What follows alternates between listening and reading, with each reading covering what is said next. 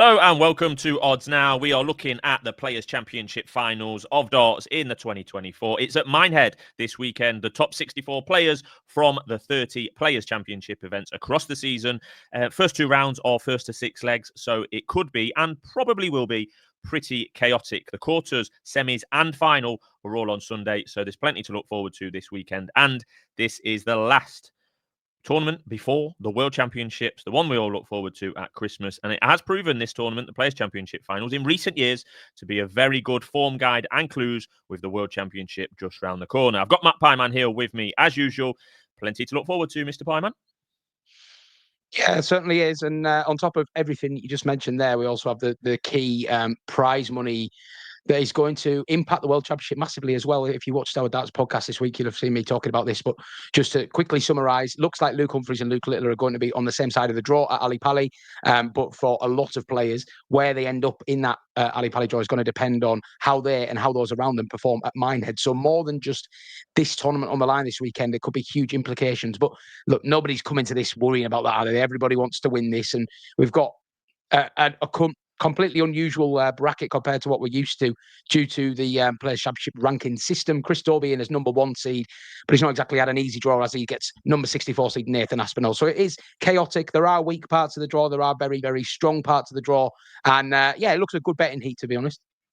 Yeah, and as you can see, the betting going along the bottom there, pretty similar to the World Championship market, which we always mention on our weekly darts chat. Luke Littler has now upsurged Luke Humphries in both of the markets, i.e. the Players' Championship finals and the World Championships, following his emphatic Grand Slam win over the weekend, his first TV ranking major. All the usual suspects are in there. You can, the two Lukes, then Anderson, who's been in cracking form all year, as Matt will tell us, I'm sure. And then, bigger prices the rest. That early chaos does leave it open to, people backing at bigger odds, which I'm sure you're going to do. And with good reason, because in just the last couple of months, we've had Watamina, Lukeman, Dideka, and Headhouse making and winning big TV finals. That's in just recent weeks. So, the quality behind the big two, if you like, is very, very congested. And any of them really can put their head above and go for it on any given weekend. And this may well be one of them. We're going to try and look at the quarters as we go. There's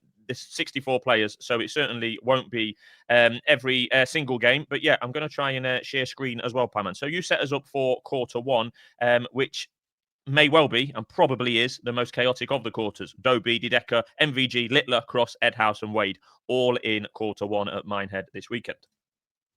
Yeah, it certainly is. And to be honest, Littler 7-2 outright, as brilliant as he was at Wolverhampton, you'd be a brave man backing him at 7-2 in this quarter. Like you said, before he even gets into the longer format games, he's got to beat. He's got to take on two best of 11 matches with Rob Cross and then the winner of Richie Adams versus Luke Woodhouse, two players who have been to major semi-finals and finals this month.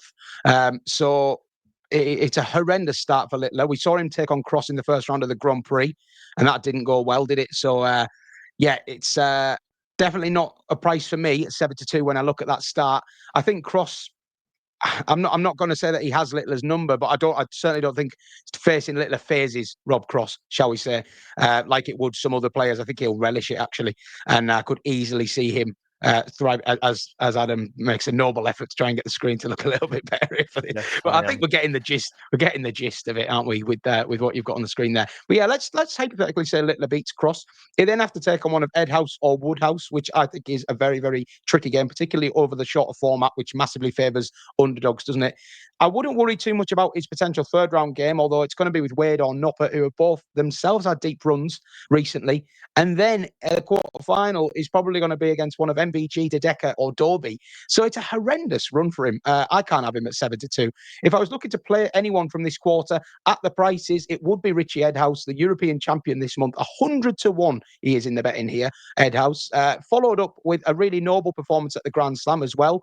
Got out of his group very comfortably. And went out in a good performance. So nothing lost in defeat there. He's fantastic at the European Championship in winning that. Beat several big names along the way. I think he's well disrespecting the market 100 to 1. When you look at the sheer amount of players that are 40 and 50 to 1, I think Edhouse should be in that bracket now, really. And yeah, he would be my play at 100 to 1. Obviously, has to take on Littler potentially or Cross, but he's taking them on over 6 legs rather than over 10 legs, which is a massive benefit. And then in the longer format, I wouldn't fear any of them guys at the top against Richie Edhouse on pure form. So yeah, that will be my play in the quarter. And I'm getting you a quarter price on him. I'm 22 to 1 to come out of that quarter, Richie Edhouse. Yeah, I couldn't put anybody off that. He would be my way in there. But obviously, dangers galore. Probably not a quarter you want to be getting too stuck into. Well, I just think that's a theme, and I touched on it the other day when we spoke that absolutely everywhere you look around the corner or directly in front of them, i.e., first round Littler against Cross, there is a potential banana skin for virtually anyone that you might be looking to back. So it's just a case of sometimes, how deep do you want to go in the draw? Oh, I don't want to play him. I want to avoid Littler. I want to avoid Humphreys. Or that might be a tricky game. But you just got to be picking players in form. And you're going to need a bit of luck, absolutely, particularly in them first 2 rounds where it is only first to 6. But Edhouse would play potentially Littler over that shorter format, which makes, level certainly is a leveler, let's say. I think Chris Dobie in this section, 40 to 1 is probably about the right price, let's be honest. But Aspinall has been in and out to say the very least this year. And Willie O'Connor and Niels Zonneveld shouldn't really be presenting the number 1 seed, Chris Dobie, with too much trouble in round 2. You'd prefer to be in the top half of this quarter away from Littler, let's put it that way. And there's other dangerous runners in that bottom section as well. Wade, Noppert. We always underestimate Noppert, don't we? The markets, the fans. I'm guilty of it as well. So yeah, that would be Dobie possibly to go deep in there, but that is pretty obvious. And he is around there. He's the number 1 seed, and he's around 40 to 1. Well, he's 12 to 1 to come out of that quarter as well. So that's probably the way to play it, isn't it? Because like you say, that 40 to 1 feels about right. But I think you could like make a strong case for just backing Dobie and Edhouse in that quarter at 12 and 22. You've got a bullet at the top and a bullet at the bottom, and I think they're both in form, both capable. Yeah. Yep, fair enough. Right, initial thoughts on quarter 2 then, Pie Man? Looks a lot more open than quarter 1, that's for sure. Going price 9 to 2 favourite to come out of this quarter. He's 22 to 1 for Glory. I know that's someone you're quite keen on. I'll let you touch on him in a minute. Then we have 3 players at 30 to 2 with Bet365. Vessel Nyman, Jean Van Veen and Dave Chisnell. All you could make like varying cases for them. I would worry about Chissy's performances in the Grand Slam. He was dreadful, wasn't he? After we've talked about him at length. And yeah, I must admit, even though you were keener on him than me, I didn't quite see that level of performance coming from him. So that would be a worry. But yeah, like the depth in this quarter just keeps on going, doesn't it? Searle, Ross Smith, Dimitri Vandenberg. I think beyond that, there's not too many of the outsiders that I'd want to be with, but there is one, and I'm going to mention him because he's 200 to 1 outright, but he's 14 to 1 come through this quarter. I could see him having a little run here. Wesley Plyce here, a player we've been a big fan of for a long time. He's earned himself a 2 card this year, finishing in the top 2 of the Challenge Tour alongside Connor Scutts. He plays Mensah in the first round, which I think is winnable.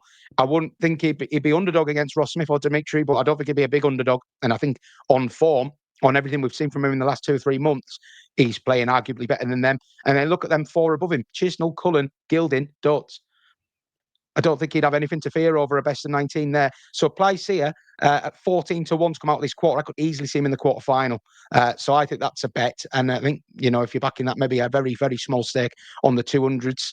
We have seen a lot of surprise finalists and semi-finalists recently. So Plyce here is worth having in your notebook. I think the top bit of this quarter is horrible, isn't it? Price, I think you made quite a compelling case for him in our podcast briefly. Van Veen's had a fantastic run at the Grand Slam last week, only lost to an inspired Gary Anderson. And then the player, Ryan Searle, should be mentioned as well, because this is his home tournament. He's been a finalist here, lost the last leg decider to win this, closest he's ever got to a major. A lot of people feel like if he is going to win a TV title, it's going to be this one, in my head. So he's a dangerous man to rule out, but I think form-wise, I'd be a bit worried about him. And then the man I haven't mentioned yet, the guy that I think is just going to be soon on the Humphreys Littler level in the next year or so, Vessel Nyman. I backed him at the Grand Slam at 50, and of course, went out with averages 105, 106, and 111. Didn't get a point. That was a classic one that I really enjoyed that. But yeah, he's a super talented player, 40 to 1 outright. I wouldn't bother backing him for the quarter because there's so many dangers. I'd just have a little go on him outright at 40. I think he's that good. I do think he can start winning these things soon. But yeah, Plyce here in the bottom half is the one at a big price really appeals to me. Yeah, I mean, I'm not saying that he should be backed outright at 22 to 1 or even at, I think you said 4 to 1 to win this quarter, because I think both of them 9-2 going price. I think both of them are probably still too short given the form he has shown this year, which isn't a lot. But from a non-betting point of view, I think this is a big tournament for Gerwyn Price. He's got a kind early draw, Theobald Tricol, then an out of form-ish Searle or Jeffrey de Graaf, etc. He could settle into the tournament and build from there. I quite honestly think that this tournament and the Worlds might well be make or break for Gerwyn Price. Not on the basis of ability or age, but on the basis of appetite for the game. He's got plenty going on away from the dartboard, businesses, home life, etc. But he has climbed that mountain as a latecomer and an outsider to the game of darts, won the World Championships, and now he's not even qualified for the Grand Slam this year, etc. He's due to be falling down the rankings pretty swiftly. He might already be the Welsh number 2. Off the top of my head, behind Johnny Clayton. So can Gerwyn Price be bothered with the hassle and no longer qualifying for majors he has previously won, like the Grand Slam twice? I think he won that.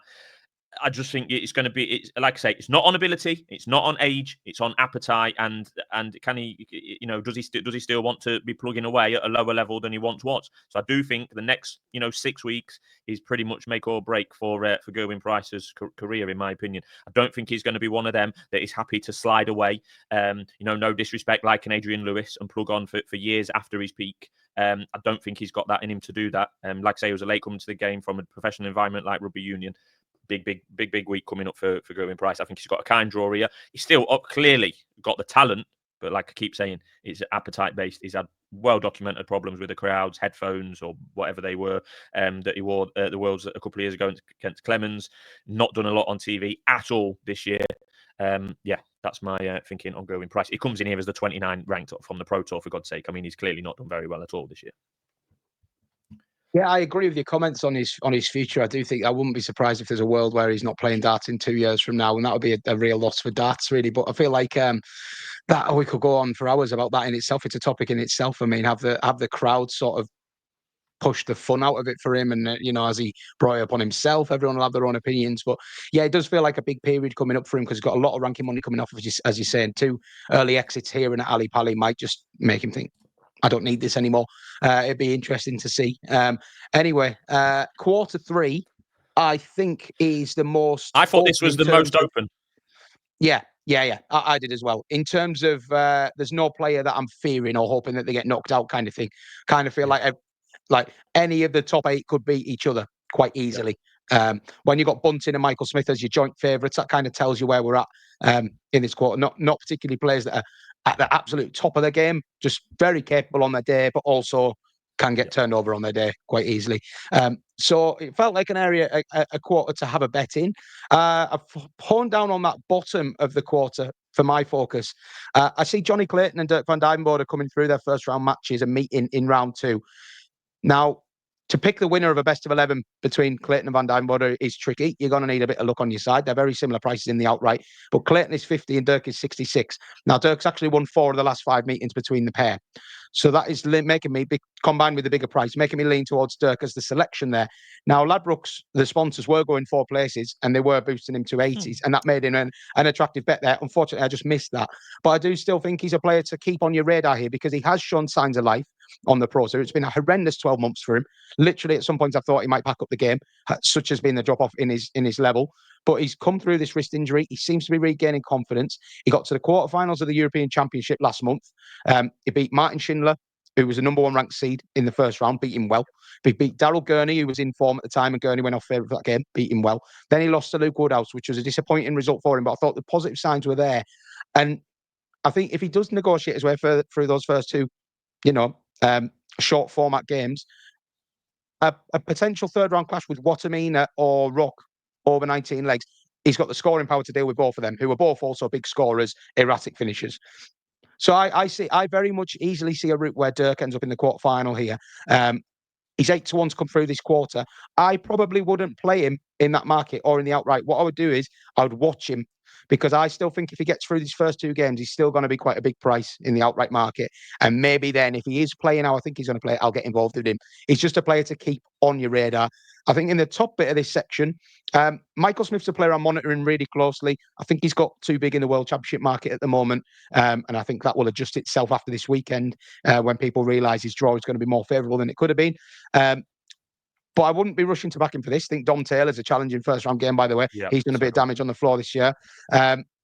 The interesting game in this section for me is 2 of my favourite players, Martin Lukeman against Connor Scott. I actually backed Lukeman at 6-5 to win this match while he was still in the Grand Slam, and he's now favourite. I think that market's corrected itself. But look, whoever comes through that, more than capable of going very deep. Scott, a little bit of a Rick. One book he has him 250s outright at the moment. The rest have him sort of 100 general. I think 250, you could make a case for a small investment there. He's got the talent. Yeah, I mean, I think this is really wide open. Rids has not been in great form at any different tournaments this year. So yeah, Dirk has shown signs. Maybe a forgotten man. Again, one of the many in that cluster of players that has got the talent to go far. We've seen him go make a Grand Slam final. I think he made one. Did he make a final in one yeah, some sort of COVID tournament? Anyway, it was against Price. He got stuffed, but it was a great run. Yeah, I just think there's a pretty dangerous mini section there. Josh Rock, Ricky Evans, Alan Suter, Jermaine Watamina. I could see any one of those 4, triumphing out of that mini section. I really could, particularly over the short format. I know that Jermaine's been in some good form, but he could easily get beat by Alan Suter over first to 6. Yeah, I'd be with you in terms of Florian Hempel, Rids. You'd expect them to find it tough in their opening round and then go from there. Yeah, interesting little section that is for sure. Pretty open, pretty wide open. Right, on to section 4, where there is some big names in here: Heta, Humphries, Anderson, etc. Yeah, Humphries, I think is I'll keep it simple here. I think Humphries is too big here. He's 9-2 outright with Sporting Index and SpreadX. Sky Bet have got him and Littler 3-1 joint favourites, and I've said time and again, I think that's where they're at the moment. These 2. I also would point to the fact that Humphries' opening game is against Gabriel Clemens, who has been having a tough year. Is not played anywhere near his usual standards in 2024. And if Humphries wins that, he then plays Barney or Chris Landman. So those 2 short format games, as I referenced with Littler, potentially having to play Cross then Edhouse. That is a really dangerous little opener for him. Whereas I think Humphries, on the contrary, I can see him going through those 2 rounds quite comfortably and into the longer format. Now, there may wait Damon Heta, who relishes playing these big lads now over a long format, and that could be a fantastic game. But just purely on price, Littler 3-1 or 7-2, Humphries 9-2. I think Humphries is the more likely player to go deep on the draw. So I have to back Humphries at 9-2. I'm having a strong bet on Luke Humphries at 9-2 to win this tournament. Cards on the table, to be fair. Gary Anderson obviously lurks at the bottom half of this, and he's a worry, no doubt. But he also will have to take on Martin Schindler over a best of 11, who I think will get the better of Brendan Dolan. And that's a banana skin for anyone. Schindler's had a fantastic year. Again, best of 11 makes it adds jeopardy. There will wait probably Cameron Menzies or Ryan Joyce. Again, another challenge. And look, Anderson's playing very well, but I don't fear Luke Humphries for playing anyone. I think Luke Humphries is favourite versus anyone, maybe a joint favourite versus Littler, in my eyes. That's where I have Luke Humphries right now. I also think Anderson as well. You've got to factor in age as well. He's just gone very deep at the Grand Slam. That was a long week for him. He's probably got one eye on Ali Pali already. Is he that bothered about the Players' Championship finals in Minehead? Minehead in the arse end of nowhere. He's probably already moaning about the drive. I just would question his interest and passion in this tournament with the Worlds on the horizon. So Luke Humphries, I think, is a stalking bet. And to be honest, 6-4 for his quarter. Why not? And it does need that experience. 3 games on a Sunday. We often see it with the UK Open, defending champ as well. Defending champ, UK Open, Grand Slam, Premier League to an extent. 2 games on in one day. This is 3 of medium length, let's say. So yeah, interest in there. It's about time Heta did something, Pyman, on the big stage. He's threatening it though. He's getting very, very close. I do think it's going to happen for him at some point. But I think he's got a nice draw as well, to be honest. Yeah, he has. Rasma shouldn't be overlooked. He's had a good couple of months, but Heta's more than capable of dealing with him if he's at 80%. And Damon can beat Luke Humphries no problem if he brings his best game. But he has to go and do it now, doesn't he? And his price is short enough. When we're talking about it in betting terms, there's so many of these lads that are in at 40-1 or 50-1 now that they have to be they have to have an outstandingly nice draw to think that's the 40-1 player I want to back. Because mainly I'm looking at these 40-1 cluster now and just thinking like, I need to find a reason to back you now, kind of thing, because there's Littler, Humphries, Anderson are all in great form. And then there's players like Ed House at 100-1. And I just think I'd rather play at 2.5 times the price. Do you know what I mean? So Nyman is the 40-1 player I'm landing on at the moment because I think there's a potential for him to just click and become one of the top boys. I'm not saying it'll happen instantly, but I do think there's the potential there. So that is where I lean in that region. But if Damon goes and wins this weekend, no one's going to be surprised. Yeah, I'm still somewhat undecided as to where I'm going to go. I think you said earlier in the week, let Friday happen. There's 32 games on Friday. Let Friday happen, then reassess on Saturday morning for a bit, because there'll still be some big prices knocking around. There'll still be 32 quality players left, and maybe a handful of upsets in the first round. But then I think that's the way to play. I think, because then you've only got to get through one game at first to six, then the quality can potentially start rising. Yeah, The there's only so one that many. I'm backing pre-tournament is Humphries, because I do think the price will just go. I just think he'll beat Clemens. I think there'll be a couple of upsets elsewhere, and I think Humphries by the end of Friday will be into like 5-2. So I think you take that 9-2 if you're in the business. And I'm not normally in the business of like shorties and darts, you know that, but I do just Well, I was think going to say that, yeah. 9-2, I've got him closer to 3-1. So when you're talking about percentage chance of winning, that's quite a big disparity. So that's the one I would back. Anti-poster. I've done a written preview on oddsnow.com if people do want to have a staking plan with some outsiders in there. But as I've said on a couple of occasions now, I would advise what you just said there. Let Friday play out, see how the land lies, and then get stuck in accordingly. Yeah, and anyone new to the thoughts of Matt and myself on darts will know that Matt virtually never, ever, ever plays under 20-1, never mind 9-2. So yeah, take note of that punchy statement and thoughts on the Humphries price. And I think he's right, on the basis that Luke Littler has got a couple of his first couple of games. Never mind after that, his first couple of games are much more difficult than that of Luke Humphries. They're in separate halves of the draw. They can only meet in the final, if at all.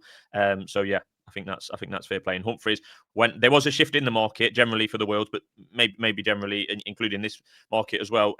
Luke Humphries went out of the group stage in the Grand Slam. Luke Littler won it. So I think that's fresh in the mind of punters and odds compilers, and that's the reason we are in the position we are at the moment. Right, okay, all sorts to look forward to. Check out Matt's written column as well, and there might even be some solo efforts from Matt as this tournament unfolds, or on our socials, etc. And we have got the massive World Championships preview coming up in early December. So make sure you check that out as well when it arrives. It'll be a good one. We'll have Connor on board. There'll be plenty of opinion like there was last time. So thanks for tuning in, and we'll be back soon with plenty more here on Odds Now.